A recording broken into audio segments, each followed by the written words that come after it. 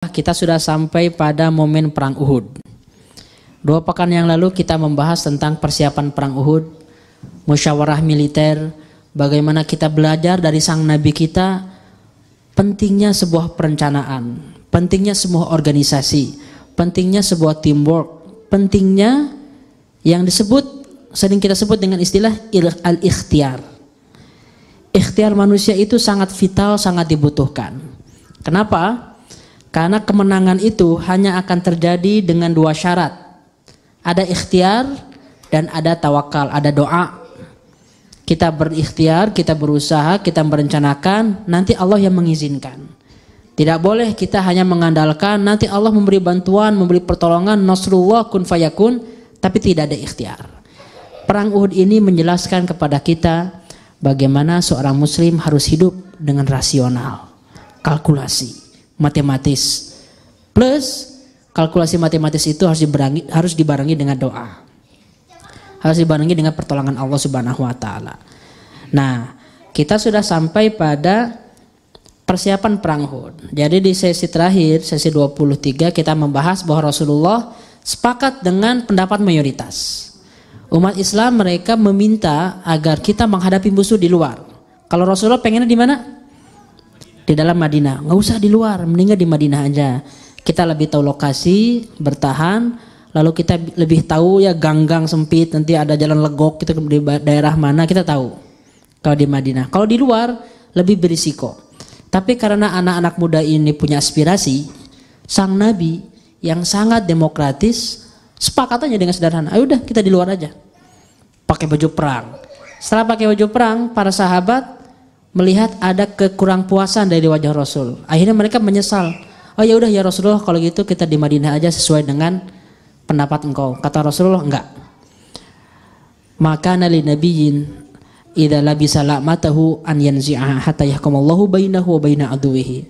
Tidak layak seorang nabi, kata Rasulullah, kalau dia sudah pakai baju perang, ditanggalkan lagi baju perangnya, nggak jadi, nggak boleh. Kalau udah komitmen, fatawakkal 'ala Allah, kita akan jalan terus. Nah, langkah pertama yang dilakukan Rasulullah adalah menyiapkan pasukan. Tim intinya dibariskan dulu, diinspeksilah pasukan ini, dilihat satu demi satu. Jumlahnya ada 1.000 ya, ada 1.000 pasukan Islam. Tapi ketika diinspeksi 1.000 itu kalau kita baris dari mana ke mana ya, dari Wangsakerta ke jembatan ada nggak? Ada kali ya, kurang. Sekilo lah, 1 kilometer kalau barisnya rapih itu kan. Tapi kalau barisnya kayak gini itu nggak akan terlalu banyak 1.000. Satu bisa dicek, ternyata banyak para penyelundup. Penyelundup ini anak-anak kecil yang pengen ikut perang. Ketahuan nih. Dan anak-anak kecil ini lihat semangatnya, antusiasnya, bukan ingin ikut karnaval 17 Agustus Pak ini Pak. Ini perang Uhud, perang nyawa taruhannya. Tapi mereka pada giat, pada daftar. Anda lihat nama-nama ini, lihat bapaknya aja. Jadi kita bisa melihat dari mana datang semangat anak-anak ini, lihat bapaknya. Abdullah, anaknya Umar bin Khattab. Usamah, anaknya Zaid bin Harithah. Ini bukan Usaid bin Hudair ya. Anaknya Usaid bin Hudair, ibnu Usaid bin Hudair, Zaid bin Sabit, Zaid bin Arqam. Ini orang tuanya hebat semua. Makanya anak-anaknya didikannya seperti ini. Pada daftar, tapi ketika Rasulullah tahu, oh ini anak-anak kecil, ditolak semua, dipulangin, nggak boleh. Karena mereka fisiknya belum sempurna, belum mampu menghadapi peperangan yang berat, yang dahsyat. Jangan dieksploitasi kekuatan anak kecil, karena mereka masih punya masa depan. Bisa digunakan untuk pengetahuan, bisa digunakan untuk nanti para da'i, para guru, para hufaz, para pembangun peradaban. Jangan semuanya dihabiskan energinya untuk perang Uhud ini. Udahlah perang Uhud yang dewasa-dewasa aja, yang fisiknya sudah sempurna. Tinggal ada 2 anak kecil. Yang pertama Rafi bin Khudaij. Rafi ini daftar, masih kecil, di bawah umur, di bawah 15 tahun. Cuman badannya bongsor, gede. Badannya gede, yang jelas lebih gede dari saya pasti. Badannya gede. Dan dia punya kemampuan untuk bermanah. Jadi kalau dia manah, diuji oleh Rasul, coba panah. Ketika dia manah, tepat sasaran panahnya. Nah akhirnya bolehlah Rafi ini diizinkan ikut perang Uhud. Nah ada temannya Rafi protes, Samurah bin Jundub ini protes, ya Rasulullah, engkau mengizinkan Rafi ini berperang, padahal kalau berantem sama saya pasti menang. Rafi ini dipilih gara-gara panah, tapi saya bisa berantem. Coba dites, dua-duanya berantem, gelut. Ternyata yang menang Samurah. Karena Rafi sudah diizinkan, akhirnya Samurah diizinkan. Jadi ini dua anak kecil yang di bawah umur yang masuk dalam perang Uhud. Jadi dari awal aja pasukannya udah antusias. Ini pasukan Islam ya, anak-anak kecil pada ikut. Tapi di tengah perjalanan justru Allah Subhanahu wa taala menyeleksi mereka.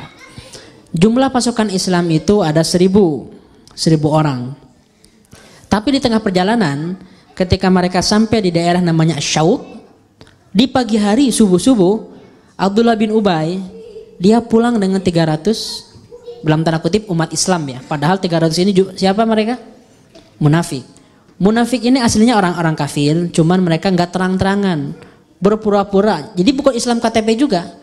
Jadi jangan kita anggap orang yang Islam KTP nggak sholat itu munafik, belum tentu. Kalau munafik ini yang dimaksud munafik di zaman Rasulullah, ini memang orang kafir beneran, Pak.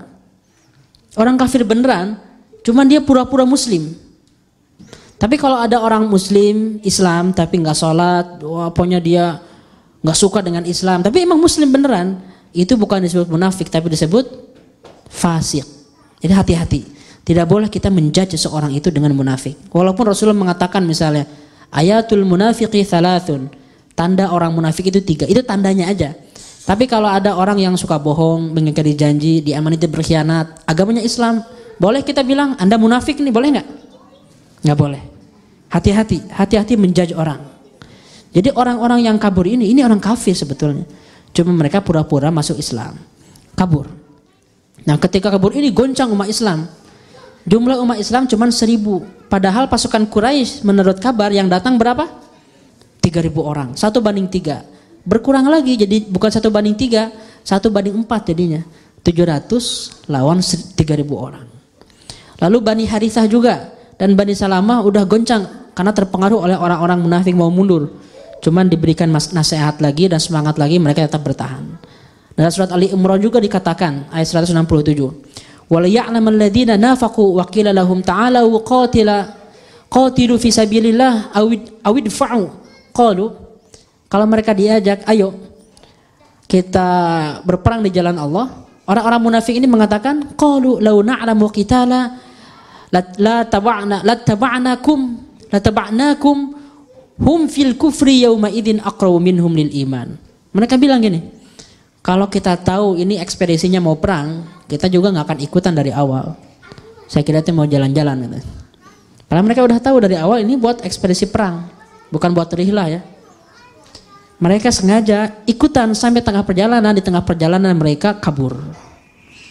Nah ini harus hati-hati, jangan sampai kalau misalnya ada fenomena yang mirip seperti ini kita anggap munafik ya kalian. Enggak. Hati-hati, ini orang-orang kafir yang sengaja dari awal mendesain untuk membuat kerusakan. Tapi ada hikmahnya.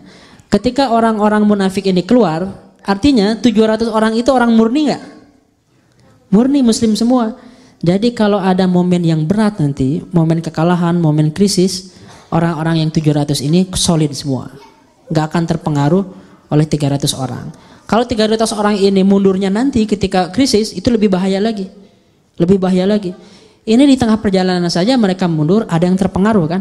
Bani Haris terpengaruh. Kaum Aus dan Khazraj terpengaruh juga. Bani Salamah terpengaruh, apalagi nanti.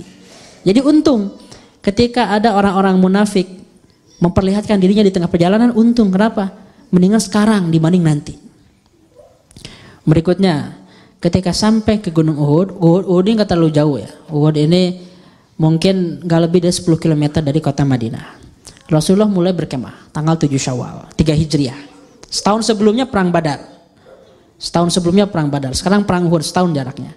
Ketika berkemah, ada petanya enggak? Ini petanya saya lihat dulu. Kelihatan ya?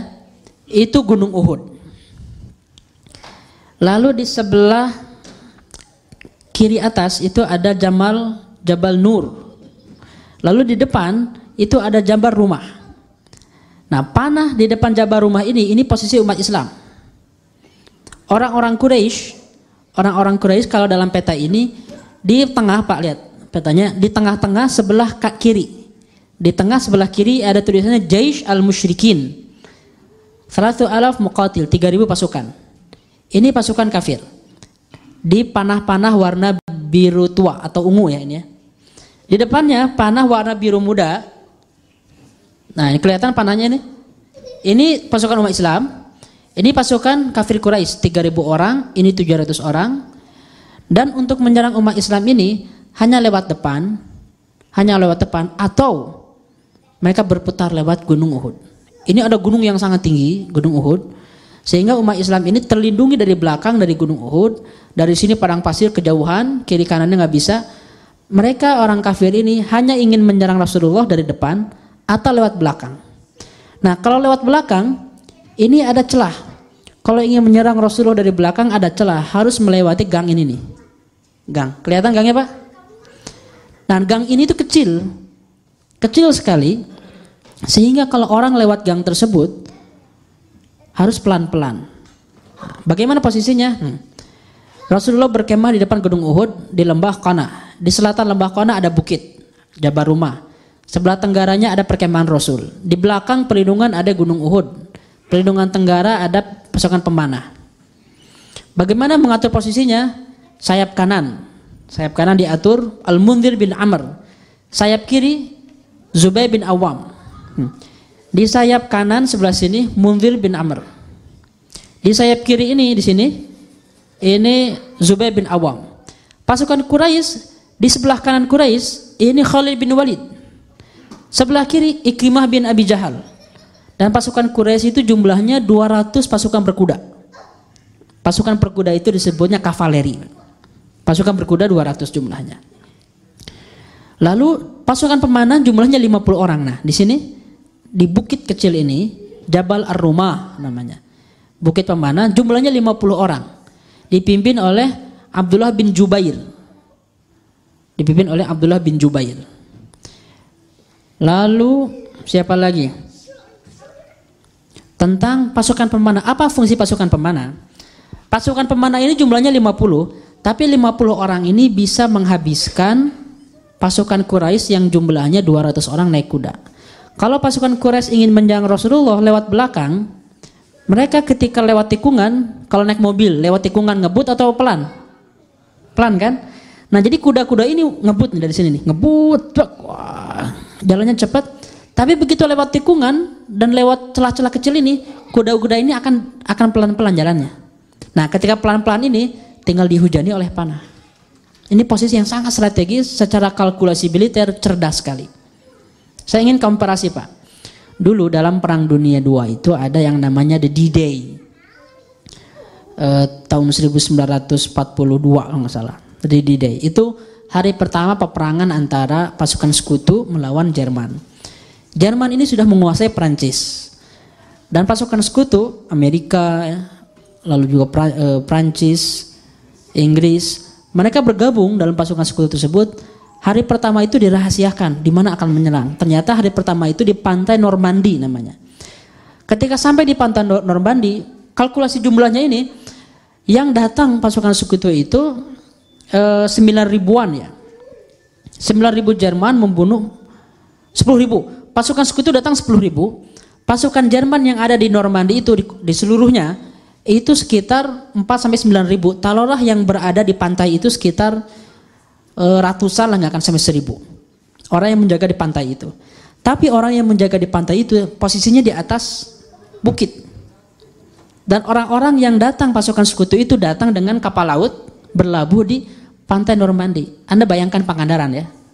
Pangandaran ya, ngajai orang datang perahu, terus turun dari perahu itu mau menyerang hotel. Hotelnya itu ya 100-200 meter di depan pantai Pangandaran. Nah, orang-orang yang diam di hotel lantai 3, lantai 5, lantai 10 itu pada pegang senjata. Kira-kira ketika orang berbondong-bondong ingin menuju hotel, bakal banyak jatuh korban nggak ditembak dari atas? Tapi yang dari bawah ingin nembak di atas gimana? Susah. Yang di atas gampang. Walaupun Jerman kalah di Normandy ini, tapi korban dari tentara sekutu itu menurut catatan sejarah sampai 4.400 orang dalam satu hari itu. Begitu turun, ditembak, banyak korbannya. Jadi maksud saya ingin menjelaskan apa? Bahwa standar strategi militer itu memang pasukan di atas ini sangat strategis. Posisi di atas itu sangat enak sekali untuk menyerang pasukan yang datang dari bawah. Ini momentum bagus. Inilah Rasulullah. Agar kita tahu loh bahwa standar ikhtiar Rasulullah itu bukan standar ikhtiar biasa, tapi standar ikhtiar manajemen dan strategi militer. Agar kita sadar itu. Oke, Rasulullah sudah membangun pasukannya sehingga aman. Dari depan sudah ada pasukan dibagi, dari belakang pun dilindungi oleh 50 pasukan pemanah. Dan pasukan pemanah pun jumlah 50 ini punya panah kan banyak, bukan 2-3 butir panah, puluhan panah. Jadi kalau satu orang itu bisa melempar 5 anak panah dengan tepat sasaran, habis tuh pasukan berkuda 200 orang itu. Dan yang mengelilingi ini nggak bisa pasukan pejalan kaki, yang mengelilingi harus pasukan berkuda. Kenapa pejalan kaki nggak bisa? Begitu jalan puter pas nyampe ke depan udah bubar perangnya. Jadi harus pasukan berkuda yang cepat. Lalu Rasulullah memberikan instruksi. Ini juga mengajari kita tentang instruksi yang jelas dari seorang pemimpin terhadap anak buah. Rasul mengatakan, "Imdah al-khayla anna bin nabal. La ya'tuna min khalfina in kanat lana aw alaina fathbut makanak. La nu'tayanna min qibalik." Lindungi kami. Jauhkan kuda-kuda itu dari kami dengan hujan panah.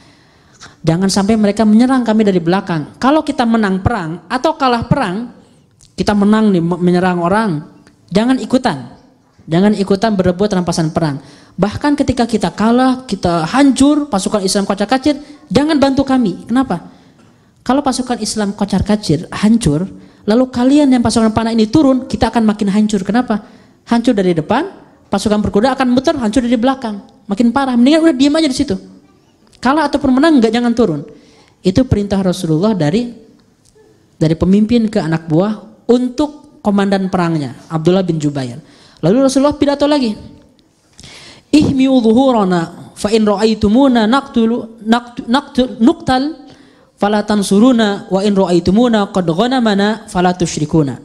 Dan ini perintah Rasulullah untuk seluruh pasukan, jelas, tidak multitafsir. Lindungi belakang kami. Lindungi belakang kami. Kalau kita menang atau kalah, jangan ikut kami. Kalau kita mengumpulkan rampasan perang, jangan ikut kami. Diam di situ. Usbut makanak, diam di situ. Clear. Kira-kira setelah Bapak Ibu mendengar kalimat ini, ada multitafsir nggak? Kalau Rasulullah lagi menang mutlak boleh turun? Kalau lagi hampir dibunuh Rasulullah boleh turun? Jangan. Ini udah jelas, perintahnya tegas. Perintah untuk komandan dan perintah untuk anak buah. Kadang-kadang kalau kita ngirim perintah lewat WhatsApp kan suka ada miskom ya, tipe-tia segala gitu kan. Ada tipe, ada salah emoji. Oh saya kira itu boleh, soalnya emojinya senyum katanya. Enggak, maksudnya marah itu. Salah emoji, multitafsir. Ini enggak salah Pak, enggak salah emoji, enggak salah tafsiran, clear. Sehingga kita bisa mengatakan bahwa ikhtiar yang dilakukan oleh Rasulullah sebagai individu, sebagai leader sudah maksimal. Tapi apakah kemenangan itu hanya leadernya yang bagus? Ternyata tidak cukup. Maka akan kita lihat. Lalu Rasulullah semangat. Rasulullah pidato menyemangati, diingatkan tentang surga dan neraka. Dan Rasulullah menawarkan sebuah pedang. Siapa yang bisa memikul pedang ini? Siapa yang ingin mendapatkan pedang Rasulullah ini? Semua pada berebut.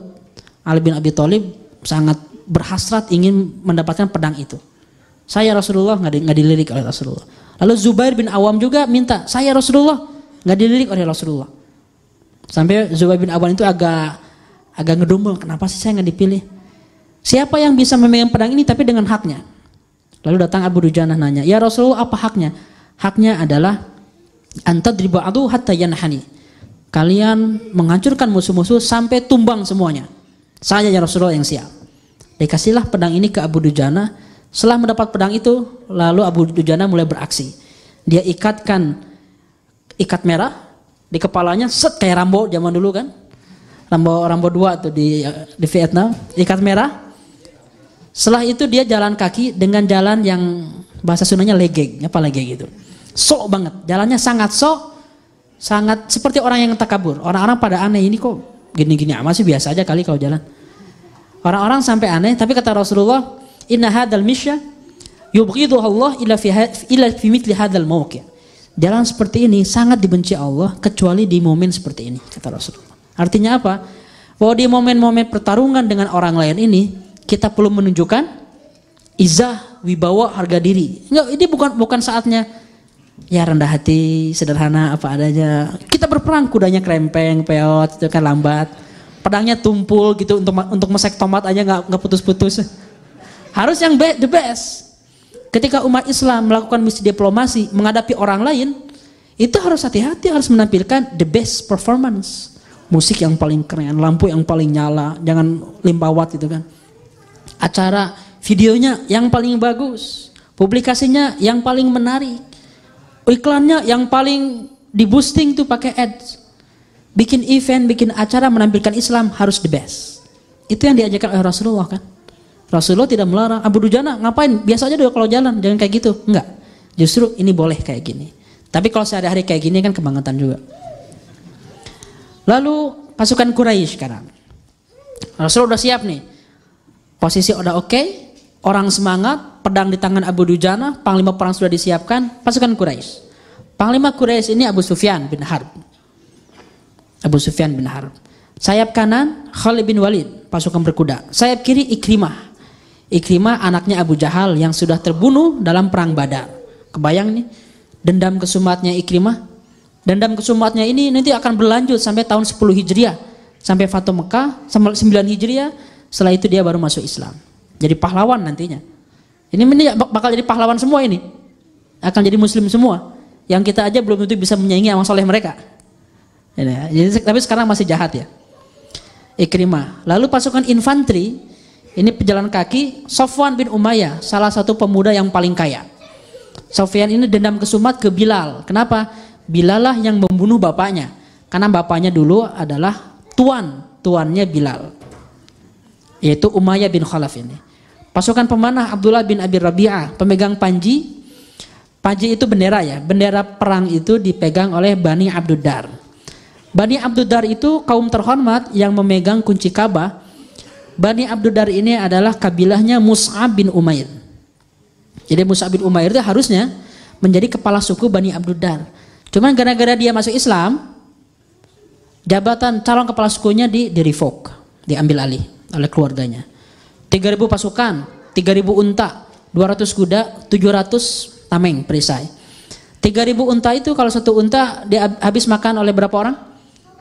10 orang ada ya? 10 orang. Kalau orang Indonesia bisa 20. Orang Arab mungkin 10 orang udah habis langsung kan. Satu orang makannya gede. Jadi ini 3.000 orang ini, 3.000 unta ini kalau 10 orang bisa 300 hari ini.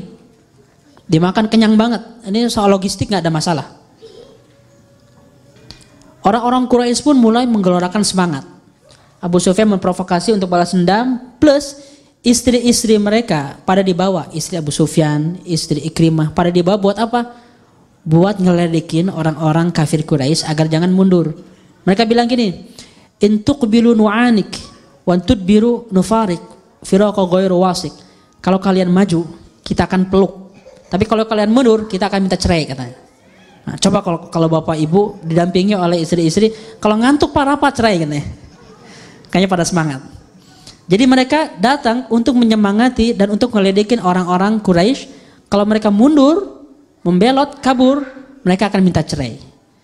Apa yang akan terjadi? Nah, insya Allah ini akan kita bahas setelah Isya. Peperangan yang dahsyat dalam perang Uhud ini. Kita lanjut dalam proses perang Uhud yang luar biasa ini. Sampai saat ini semuanya masih sesuai dengan SOP. Masih sesuai dengan perencanaan, bahkan sangat positif. Di awal perang biasanya diawali dengan al-mubarazah. Mubarazah itu artinya duel 1 lawan 1. Sebelum dua pasukan besar bertemu, 700 versus 3.000 orang, biasanya setiap orang itu mengeluarkan pahlawan-pahlawannya, jawara-jawaranya untuk duel. Yang lain cuma nonton, yang lain cuma tepuk tangan aja atau takbir. Yang pertama dikirim oleh Rasulullah itu adalah Zubair bin Awam. Siapa yang dihadapi? Yang pertama muncul dari kaum Quraisy itu Tolha bin Abi Tolha. Tolha bin Abi Tolha ini adalah jawara perang Quraisy, badannya gede, wajahnya mengerikan, pakaiannya lengkap, bahkan dia digelari Kabsyul Katibah, mesin perang, mesin pembunuh. Ini Tolha bin Abi Tolha ini dari Bani Abduddar.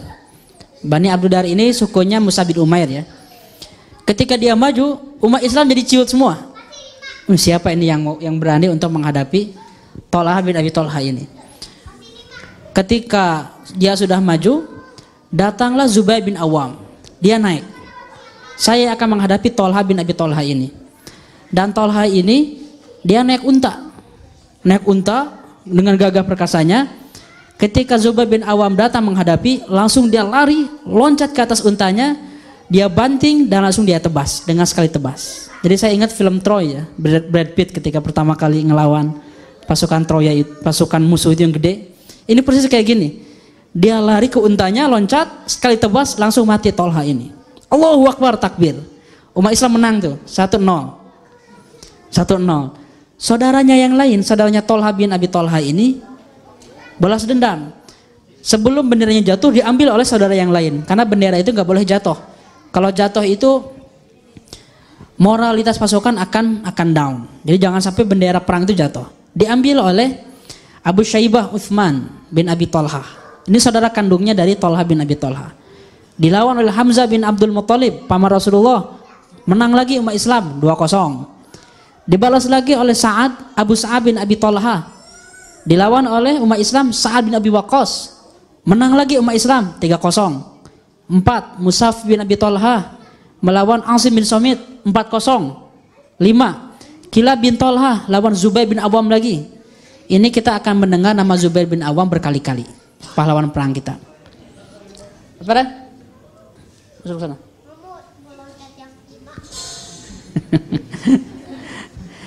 Jadi Zubair bin Awam menang lagi 5-0. Yang ke-6 Jalas bin Tolha melawan Tolha bin Ubaidillah, menang lagi umat Islam sampai 10 kali. Nanti ada tokoh lain namanya Qazman.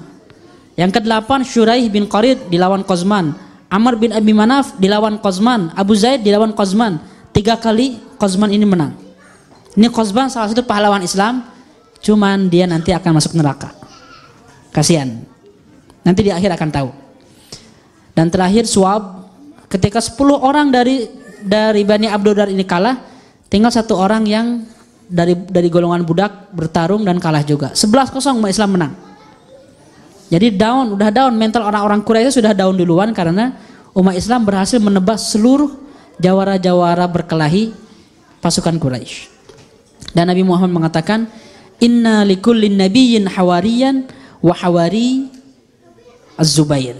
Setiap nabi itu mempunyai panglima, pahlawan dan juga satria. Dan satriaku namanya Az-Zubair bin Awam. Karena Zubair bin Awam ini akan terus-terusan menjadi ujung tombak dalam perang Uhud. Tapi nanti ada nama yang lebih agung lagi. Berikutnya Abu Dujana.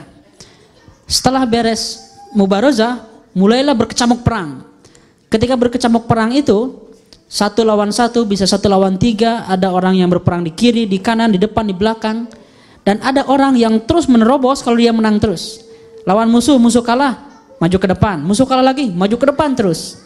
Itulah Abu Dujana. Sampai Abu Dujana itu menurut riwayat, dia sampai masuk ke barisan paling ujung, sampai masuk ke tendanya perempuan.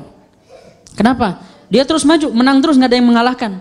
Belasan orang dia kalahkan.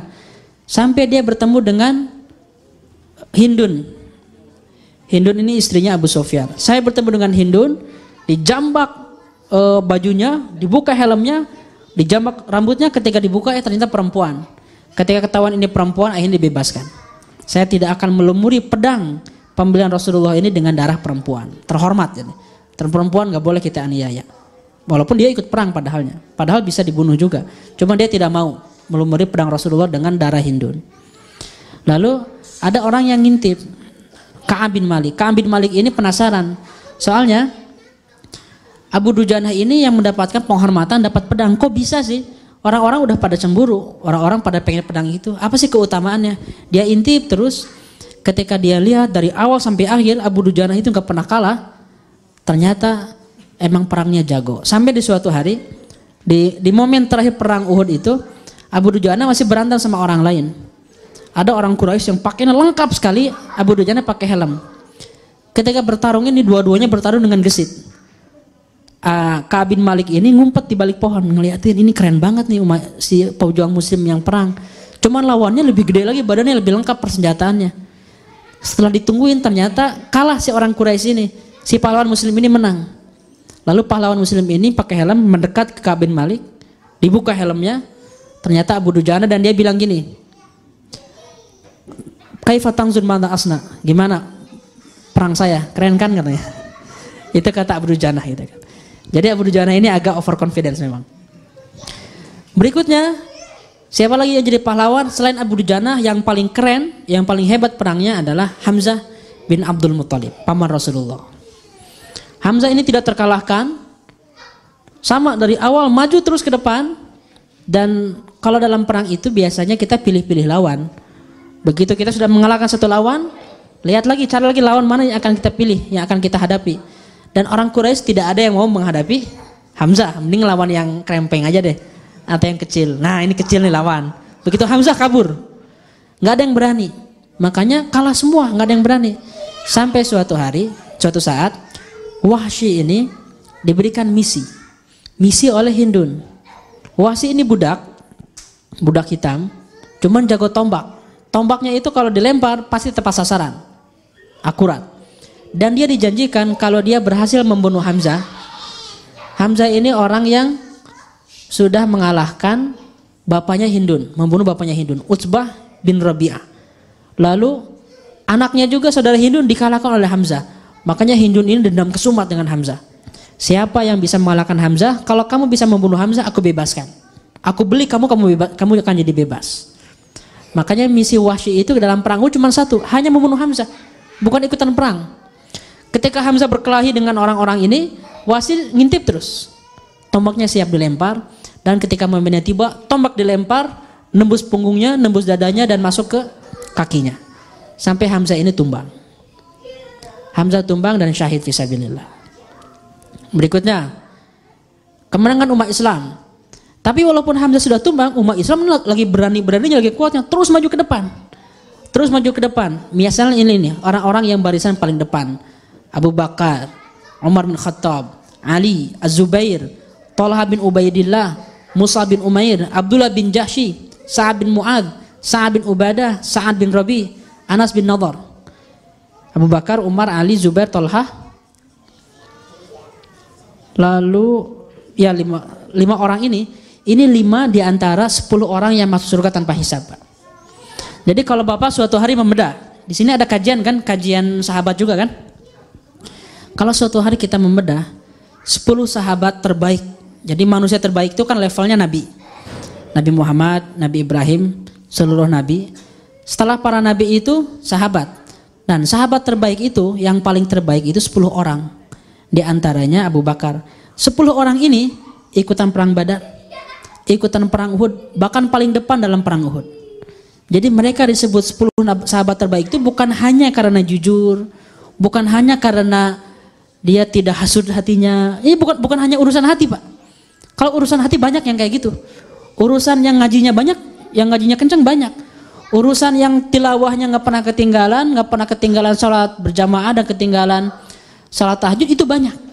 Tapi 10 orang ini bukan soal ibadah mahdoh, tapi soal pembelaan, perjuangan, kontribusi.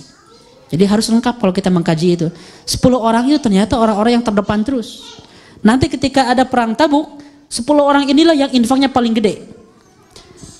Secara jumlah yang paling gede itu Utsman bin Affan sampai sekitar 100 miliar infaknya itu. Tapi secara persentase yang paling gede Abu Bakar As-Siddiq, yang dia infakkan 100% dari hartanya, walaupun secara nominal lebih kecil dibanding Utsman bin Affan. Inilah 10 sahabat itu. Jadi bukan hanya soal soleh pribadi, tapi kontribusi peradaban. Ada lagi orang-orang yang hebat ini, pengantin baru Hanzalah. Hanzalah ini baru nikah, malamnya malam pengantin, ketika subuh belum juga mandi sudah berangkat jihad. Dalam perang Uhud beliau terbunuh mati syahid. Nah ketika mati syahid itu mayatnya, jasad Hanzalah itu basah. Kata Rasulullah, basah ini gara-gara malaikat memandikan beliau. Beliau belum mandi wajib. Jadi habis malam pengantin langsung pergi belum mandi wajib. Ini Hanzalah. Jadi kalau ada yang baru malam pertama, malam pengantin, besoknya ada kajian, berangkat subuh-subuh. Tapi mandi dulu. Lalu kemenangan umat Islam apalagi? Pasukan Quraisy makin mundur dan pasukan berkuda mencoba untuk menyerang dari belakang sesuai dengan prediksi Nabi Muhammad. Pasti pasukan berkuda ini akan menyerang dari belakang, menikam dari belakang. Ketika mulai mencoba mengelilingi, pas masuk tikungan itu panah, hujan panah. Pasukan berkuda mundur lagi, nggak berani. Karena 200 pasukan berkuda itu dalam waktu berapa menit akan habis oleh panah. Kan panah cepat ya, kayak pistol hari ini. Jadi Rasulullah udah menang ini. Pasukan Quraisy mundur. Dan kemenangan Rasulullah ini berdampak berisiko besar. Berisiko bagi orang-orang yang lemah iman. Ketika Rasulullah sudah mulai menang, lalu beberapa sahabat itu sudah mulai mengumpulkan harta rampasan perang. Harus sudah mulai mengumpulkan harta-harta. Mulai berebut. Orang-orang sudah mulai mundur. Pasukan pemanah ini ngelihat dari atas. Ngelihat dari atas dan mereka ketika melihat ini udah Rasulullah sudah menang, perang sudah berakhir. Kira-kira ini masih masuk dalam kategori instruksi Rasulullah enggak? Perang berakhir belum atau belum ini? Belum berakhir. Rasulullah sudah bilang tadi kan, kalau kita menang ataupun kalah jangan turun. Akhirnya orang-orang ini bilang al-ghanimah, al-ghanimah. Yang bilang itu bukan 50 orang paduan suaranya bareng. Ayo kita turun enggak? Yang bilang cuma segelintir, Pak.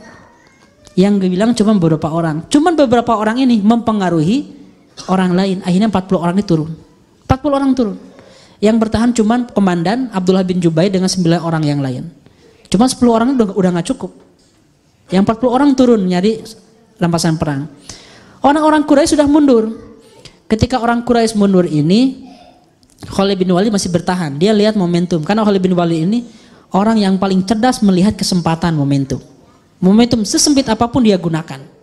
Setiap dia perang selalu seperti itu. Ketika melihat pasukan yang panah itu sudah turun, Khalid melihat kesempatan. Saatnya kita menyerang. Dan dia nggak bilang-bilang. Nanti aja ketika dia berhasil baru bilang. Khalid bin Walid membawa pasukan berkuda 200 orang ini. Jadi selama perang Uhud pasukan berkuda diam aja nonton. Nyari momentum. Karena pasukan berkuda itu nggak bisa masuk ke face to face, harus jarak jauh. Ketika jarak jauh ini dia bisa nabrak. Tapi kalau pasukan berkuda dikelilingi oleh orang-orang yang pegang pedang, bahaya. Kenapa? Kuda nggak bisa gerak dan dia di atas sendirian, kan tinggal ditusuk kan. Bahaya. Jadi pasukan berkuda itu hanya efektif kalau dia nabrak kayak mobil gitu, nabrak. Nah, Khalid bin Walid muter lewat bukit Romah itu. Dan 10 orang yang pemanah itu juga nggak cukup. Akhirnya 10 orang ini syahid semuanya, dibunuh oleh Khalid bin Walid. Pasukan kavaleri berteriak untuk mengundang ke pasukan Quraisy kembali. Mereka teriak, ayo, wahai orang-orang Quraisy, balik lagi, ayo kita serang. Akhirnya Nabi Muhammad dikepung di belakangnya pasukan Khalid bin Walid dengan 200 pasukan berkuda. Di depannya pasukan Quraisy yang masih bertahan itu balik lagi. Jadi diapit di depan dan di belakang. Jawara-jawara kavaleri ada Khalid bin Walid, ada Utbah bin Abi Waqqas. Siapa dia? Saudara kandungnya Sa'ad bin Abi Waqqas, juga Abdullah bin Qam'ah. Ini jawara-jawara Quraisy. Apa yang terjadi kira-kira, Pak? Bagaimana situasinya? Ada yang pernah nonton Lord of the Rings? Nah, ini saya ambil cuplikannya nih. Ini yang pertama itu di atas film Lord of the Rings, yang kedua film Game of Thrones. Situasinya, Pak, Rasulullah itu posisinya paling belakang. Karena umat Islam lagi maju ke depan, Rasul di belakang untuk mengontrol pasukan. Ketika Khalid bin Walid menyerang dari belakang, yang tersisa siapa? Yang tersisa hanya Rasulullah dengan 9 orang yang lain. 7 orang dari kaum Ansar, 2 orang dari Muhajirin. 2 orang ini Sa'ad bin Abi Waqqas dan Thalhah bin Ubaidillah. Yang 7 orang ini orang Ansar. 9 orang dikepung oleh 200 orang. Kayak gini kira-kira situasinya nih. 1 orang menghadapi ratusan pasukan berkuda. Siapa yang bisa bertahan melawan 200 pasukan berkuda, bayangkan. Dan disinilah keberanian Rasulullah sang Nabi. Pilihannya ada 2, Pak. Mungkin ini jarang dibahas nih detail-detailnya. Ini penting. Rasulullah ini alternatifnya ada 2. Kabur, sembunyi-sembunyi, itu bisa. Karena 9 orang ini kalau ingin kabur, nerekel gitu kan, manjat ke bukit, itu bisa kabur. Tapi kalau Rasulullah kabur, siapa yang akan jadi korban? Siapa? Umat Islam kan? Pemimpin kabur selamat. Dalam perang itu kalau pemimpin mati, perang selesai. Nah, kalau main catur, mesti punya benteng, menteri, pion-pion, kuda lengkap. Skakmat, mati nggak? Mati. Jadi catur itu kemenangan bukan diukur oleh siapa yang lebih banyak pasukannya, siapa yang bisa skakmat raja. Nah, perang itu seperti itu. Jadi Nabi Muhammad bisa kalah perang kalau Nabi Muhammad terbunuh. Tapi Nabi Muhammad kalau kabur, yang risiko terbunuh adalah umat Islam yang jumlahnya 700 ini. Itu pilihan pertama. Pilihan kedua, Rasulullah Rasulullah teriak, Rasulullah mengumpulkan pasukan, ada peluang menang atau ada peluang bertahan. Tapi apa risikonya? Risikonya Rasulullah akan dikepung oleh 200 orang. Kan yang 200 orang itu begitu mengelilingi belum tahu Rasulullah yang mana. Dalam perang itu jangan kita bayangkan berhadapan baris berbaris di depan tata wangsa kerta rapi gitu kan. Ini debu-debu Pak, debu berterbangan, nggak kelihatan orang itu. Kadang musuh dengan lawan dengan kawan itu nggak ada bedanya. Pakaian orang Arab memang bedanya apa? Kan jenggot semua. Ini orang yang emang orang kafir Quraisy bule-bule gitu kan enggak. Sama semua, coklat-coklat, bajunya sorban semua, berjenggot semua. Ketika perang berkecamuk nggak kelihatan mana kawan mana lawan. Harus tahu aja itu. Jadi Rasulullah ini nggak ketahuan oleh 200 orang. Tapi kalau Rasulullah teriak, ayo kumpul sini, kumpul, pasti Rasulullah akan ketahuan dan akan dikepung oleh 200 orang. Ini pilihan yang berat. Tapi sang Nabi memilih yang mana? Memilih bertahan menghadapi 200 orang ini. Inilah keberanian sang Nabi dan sahabat. Orang-orang Ansor ini ketika Rasulullah berteriak, ilayya ya ibadallah, ilayya ya ibadallah, ayo ke sini wahai hamba-hamba Allah, ayo ke sini. Berkumpullah mulai. Rasulullah teriak. Ketika Rasulullah teriak ini, sahabat mendengar, musuh pun mendengar. Akhirnya mulailah orang berlari-lari. Abu Bakar yang jaraknya jauh di depan mendengar. Ketika mendengar langsung lari. Yang paling sprint larinya, yang paling ngebut itu Abu Bakar As-Siddiq lari dari depan. Cuma kan butuh waktu. Butuh beberapa menit dari depan sampai ke belakang itu. Sahabat yang lain ketika mendengar langsung balik lagi, tapi butuh waktu. Ketika mereka proses lari ini, Rasulullah sedang krisis. 9 orang lawan 200 orang. Siapa yang menghadapi? Rasulullah dikawal oleh 2 orang, dikawal oleh 7 orang. Yang 7 orang inilah yang menghadapi 200 orang. 1 orang maju, syahid. 1 orang maju, syahid. Sampai 7 orang ini syahid semuanya, mati. Rasulullah bilang, mana sahabat-sahabat aku nih? Mana sahabat-sahabat aku? Mana nggak ada yang gerak? Rasulullah menyindir orang-orang muhajirin. Ini orang Ansar sudah habis semua. Ayo muhajirin gerak. Akhirnya 2 orang ini, Thalhah bin Ubaidillah dan Sa'ad bin Abi Waqqas mulai melindungi Rasulullah. 3 orang lawan 200 orang sekarang. Dan Sa'ad bin Abi Waqqas ini dalam riwayat jago panah. Jadi dia jongkok, siap memanah, dan Rasulullah yang menyuplai panah. Kasih 1 panah, lempar. Kasih 1 panah, lempar. Kasih 1 panah, lempar. Sampai korban-korban Quraisy ini berjatuhan. Kuda-kuda tumbang semua. Banyak yang tumbang oleh panahnya Sa'ad bin Abi Waqqas. Cuman mereka kan terlalu banyak. Ketika menyerang, Sa'ad bin Abi Waqqas tumbang juga. Banyak lukanya. Tinggal Thalhah bin Ubaidillah. Thalhah bin Ubaidillah yang mengawal Rasulullah. Dan saudaranya Sa'ad bin Abi Waqqas, Utsbah bin Abi Waqqas ini ngelemparin batu gede. Lemparin batu ke kepala Rasulullah sampai membentur helm Rasulullah. Helmnya remuk dan wajah Rasulullah kena batu berlumuran darah semuanya. Wajah Rasulullah itu. Selain itu, ketika Rasulullah masih pusing dengan lemparan batu besar dari saudara kandung Sa'ad bin Abi Waqqas, datang lagi Abdullah bin Syihab pakai kuda. Dia bawa kayak pentungan gede, dipukulkan ke dahi Rasulullah sampai Rasulullah terjerembab, tumbang Rasulullah. Kepalanya retak Rasulullah. Helmnya udah hancur. Setelah itu Abdullah bin Qam'ah datang lagi. Ditebas dengan pedangnya pundak Rasulullah sampai luka gede. Pundak Rasulullah ditebas oleh pedang. Dan setelah itu dia pukul lagi dengan batu sampai 2 cincin besi, 2 ring besi dari helmnya itu masuk ke pipinya dua-duanya. Jadi wajah Rasulullah udah nggak kelihatan, seluruhnya darah. Helm remuk dan besi-besi helm masuk ke pipi, kepalanya terpukul dan Rasulullah terjerembab. Setelah Rasulullah terjerembab ini, sebentar, urutannya harus saya paskan.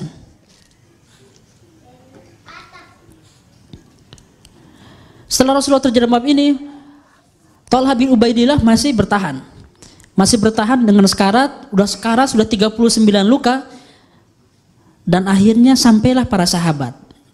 Abu Bakar sudah berlari paling cepat, cuman Abu Bakar ini tersusul oleh Abu Ubaidah Al-Jarrah larinya. Abu Ubaidah Al-Jarrah yang pertama kali nyampe. Mulailah datang pasukan tambahan. Ketika Abu Bakar melihat dari jauh, lagi ada orang bertarung melawan ratusan berkuda ini, Abu Bakar berdoa, ya Allah, mudah-mudahan itu Tolha. Mudah-mudahan itu Tolha. Kan itu yang paling bisa diandalkan. Ketika bertemu betul itu Tolha. Cuman Tolha sudah sekarat. 39 luka, bayangkan. Kita baru satu luka kecil pakai kena pisau masak apel kan langsung upload status Facebook, hari ini aku berdarah. 39 luka teteh akang. Lalu Abu Ubaidah Al-Jarrah mencoba mencabut besi yang ada di pipi Rasulullah dengan giginya. Satu besi di pipi kanan dicabut, patah gigi Abu Ubaidah Al-Jarrah. Satu lagi dicabut, patah, sehingga ompong dua gigi ompong dari Abu Ubaidah itu gara-gara mencabut besi dari pipi Rasulullah. Rasulullah masih terkulai, masih nggak bisa gerak. Lalu mulailah berdatangan satria-satria Muslim yang jago-jago perang. Abu Dujanah mulai muncul lagi, Musa bin Umair, Ali bin Abi Thalib, Sahal bin Hanif, Malik bin Sinan, Ummu Imarah perempuan, Qatadah bin Nu'man, Khatib bin Abi Balta'ah, dan Abu Talha. Mulai berkumpul lumayan, mulai ada perlindungan, jadi nggak bisa menyerang Rasulullah.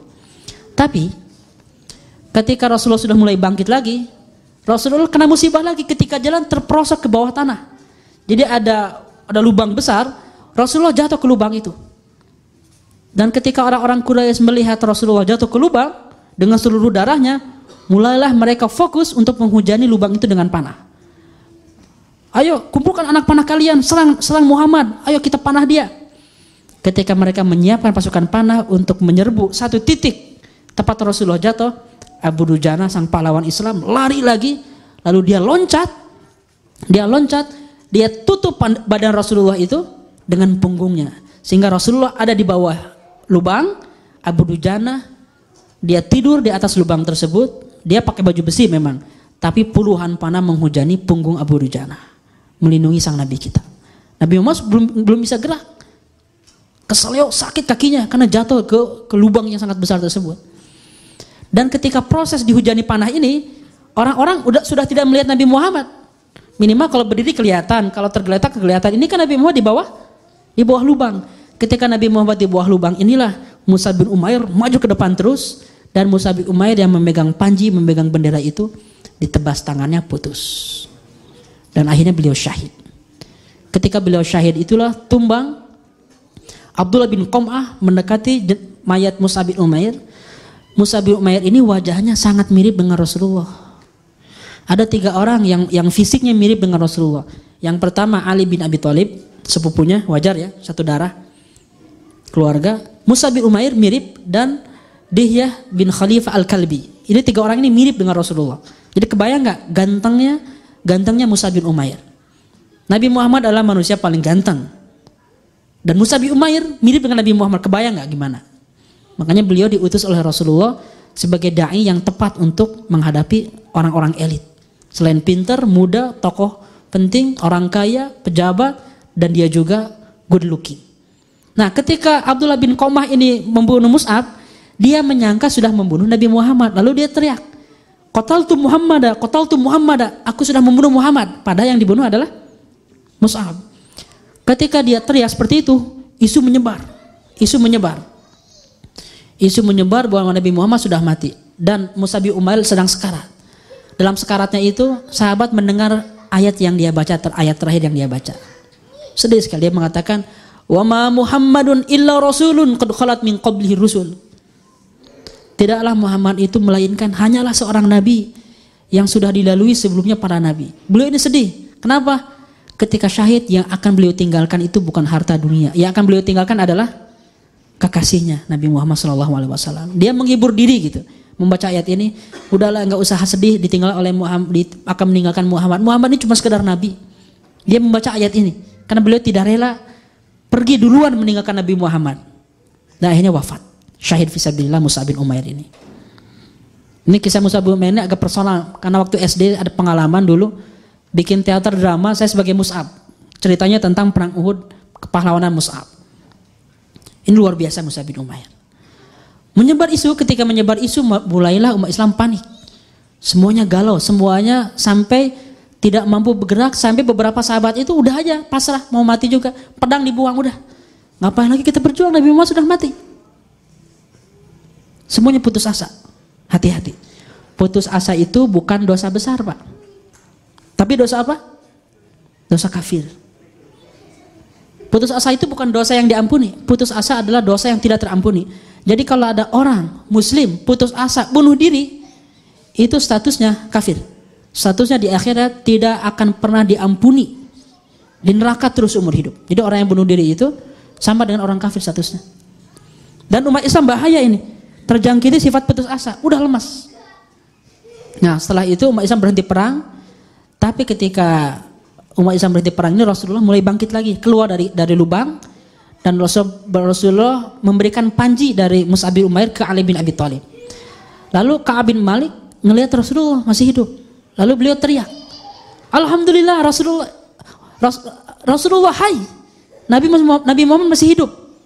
Dan ketika Ka'ab bin Malik teriak itu, Nabi Muhammad bilang, "Jangan bilang siapa-siapa, jangan.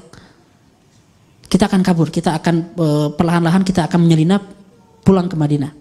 Rasulullah mulai menyelinap dengan 30 orang menuju Gunung Uhud.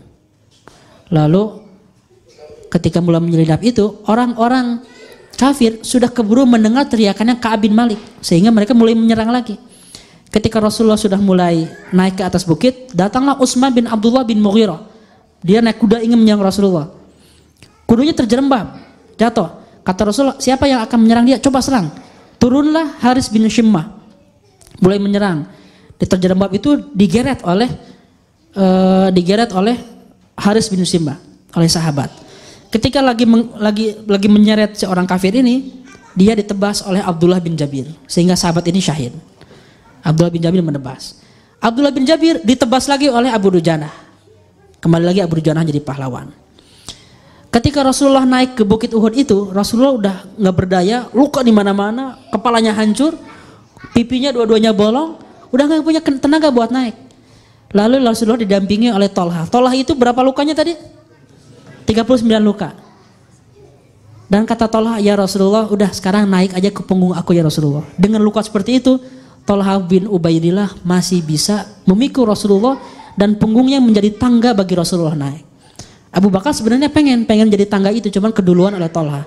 Ketika melihat itu, Abu Bakar As-Siddiq bilang, "Dzalikal yaum al-Uhud kulluhu li Tolha." Hari Uhud ini seakan-akan seluruhnya diborong oleh Tolha bin Ubaidillah pahalanya.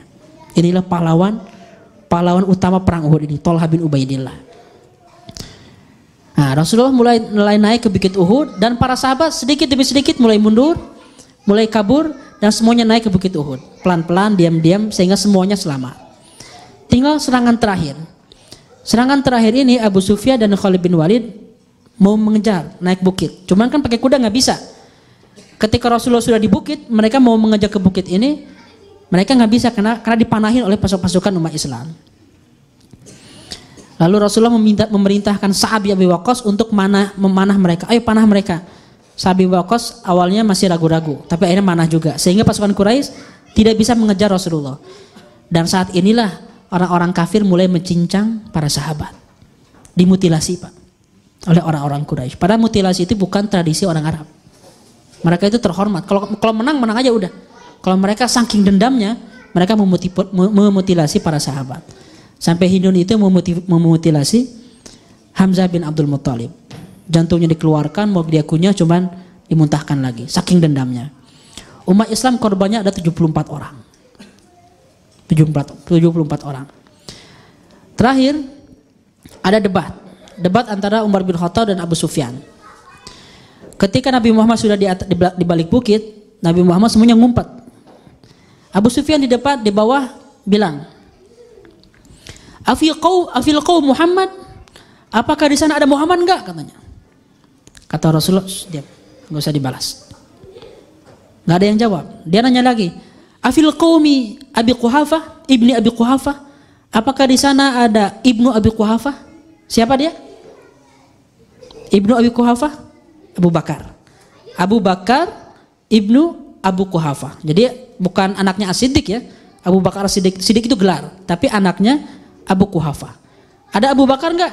Nggak jawab. Ditanya lagi, afil qaumi Umar? Apakah ada Umar nggak? Kata Rasul, diam, jangan jawab.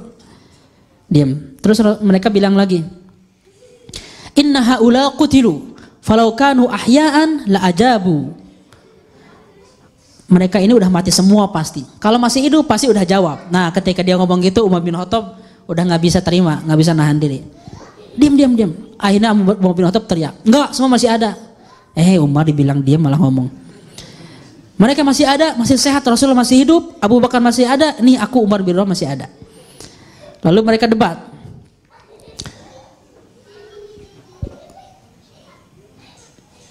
Lu Hubal, tinggikan Hubal. Lalu Rasulullah bilang, udah nanggung debat, jawab aja kata. Jawab apa ya Rasulullah? Bilang, Allah a'la wa ajal. Umar bin Khattab teriak, Allahu a'la wa ajal. Dibalas lagi oleh Abu Sufyan, lana uzza wa la uzza lakum. Kita punya uzza dan kalian gak punya uzza katanya. Dilelewe ya kalau bahasa Sundanya itu. Umar bin Khattab balas lagi, Allahu maulana wa la maula lakum. Allah pelindung kami dan kalian tidak punya pelindung. Lalu mereka bilang lagi, Abu Sufyan balas lagi, yaumun bi yaumi badr wal harbu sijal. Perang Badar itu sudah tergantikan, terbalas. Hari-hari berganti. Lalu Umar bin Khattab jawab lagi, iya memang sudah tergantikan, tapi korban kami di surga dan korban kalian di neraka katanya. Udah nggak bisa jawab. Mau jawab gimana? Akhirnya setelah perang tersebut, Umar bin Khattab, para sahabat mulai mundur perlahan-lahan dengan semua lukanya menuju Madinah, dan orang-orang Quraisy setelah memutilasi tersebut mereka pulang, langsung buru-buru pulang ke Mekah. Inilah akhir dalam perang Uhud. Diawali dengan apa? Diawali dengan kemenangan, strategi yang baik, strategi yang penuh dengan perencanaan, pengorganisasian, ketaatan. Itulah kemenangan itu. Jadi kemenangan itu adalah strategi manusia dan izin dari Allah Subhanahu wa taala. Ketika manusia itu mulai strateginya itu rusak, mulai ikhtiarnya itu berkurang, apakah pertolongan Allah datang? Datang enggak? Enggak. Inilah yang saya sebut beberapa pekan yang lalu, bahwa kemenangan itu syaratnya harus dua. Ada ikhtiar manusia yang sempurna dan pertolongan dari Allah Subhanahu wa taala. Ketika mereka tidak sempurna ikhtiarnya, Rasulullah sudah sempurna, Abu Bakar sudah sempurna, Umar sudah sempurna, Thalha sudah sempurna, tapi pasukan pemanah mereka melanggar tugas mereka, akhirnya mereka kalah. Allah tidak menolong. Tidak turun malaikat, tidak turun Jibril, tidak turun gerakan angin kun fayakun, enggak ada. Jadi kalau ada orang yang menihilkan usaha, seakan-akan mereka tidak mempelajari perang Uhud. Inilah sesi 25 ini pelajaran Uhud, kisah penting tentang bahwa kemenangan itu datang dari usaha dan dari Allah Subhanahu wa taala. Dan insya Allah kita akan berlanjut di sesi 25 dengan tema bangkit dari Uhud. Bangkit dari Uhud adalah sebuah kaidah, Pak.